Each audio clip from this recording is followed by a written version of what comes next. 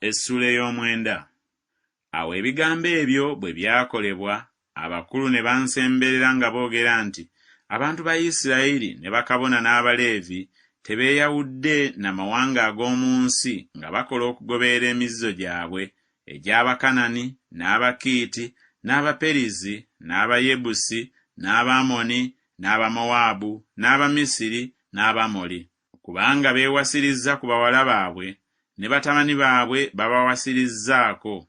Bwe kityo ezzadde ettukuvu ne lyetabula n'amawanga ag'omu nsi. Weewaawo omukono gw'abakulu n'abafuga gwe gusinze okwonoona bwe gutyo. Awo bwe nawulira ekigambo ekyo, ne njuza ekyambalo kyange n'omunagiro gwange, ne nkuunyuula enviiri ez'oku mutwe gwange n'ez'omu kirevu kyange, ne ntuula nga nsamaaliridde. Awo ne wakuŋŋaanira gye ndi bonna abaakankanira ebigambo bya Katonda wa Isirayiri olw'okusobya kw'abo ab'obusibe. Ne ntuula nga nsamaaliridde, ne ntuusa ekitone eky'akawungeezi. Awo ekitone eky'akawungeezi bwe kyaweebwayo, ne ngolokoka ne nva mu kutoowazibwa kwange, ekyambalo kyange n'omunagiro gwange nga biyulise.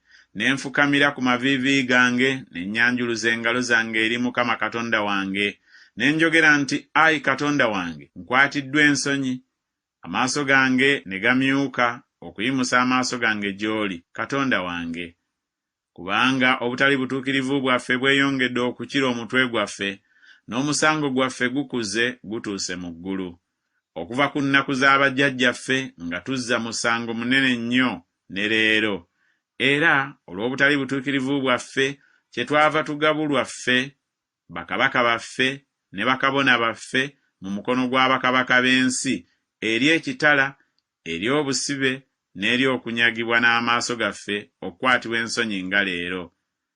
Ne kaakano akaseera katono, ekisa kiragiddwa ekiva eri Mukama Katonda waffe okutulekera ekitundu eky'okuwona n'okutuwa enninga mu kifo kye ekitukuvu. Katonda waffe ayakire amaaso gaffe n'okutuwa okuweeraweerako akatono mu busibe bwaffe.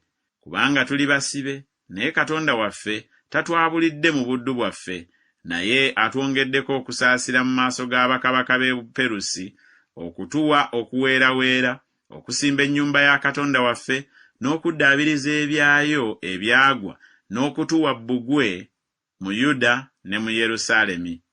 Kale nno, Ayi Katonda waffe, tunaayogera ki oluvannyuma lwa bino? Kubanga twaleka ebiragiro byo bye walagirira mu baddu bo bannabbi ng'oyogera nti, ensi gye muyingira okugirya nsi eteri nnongoofu olw'obutali bulongoofu bw'amawanga ag'omu nsi, olw'emizizo gyabwe, abaagijjuzizza obugwagwa bwabwe eruuyi n'eruuyi. Kale nno, temuwanga bawala bammwe batabani baabwe, so temutwaliranga batabani bammwe bawala baabwe, so temunoonyanga mirembe gyabwe newaakubadde omukisa gwabwe emirembe gyonna, mulyoke mube n'amaanyi, mulye obulungi bw'ensi, mugirekere abaana bammwe okuba obusika emirembe gyonna.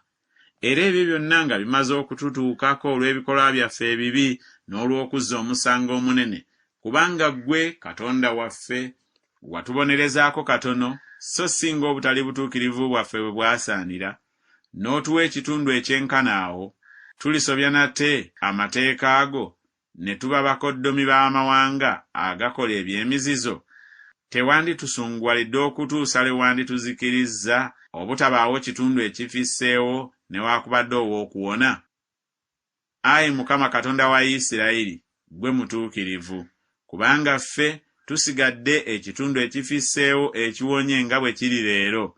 Laba, tuli mu maaso go nga tuzizza omusango, kubanga tewali ayinza okuyimirira mu maaso go olw'ekyo.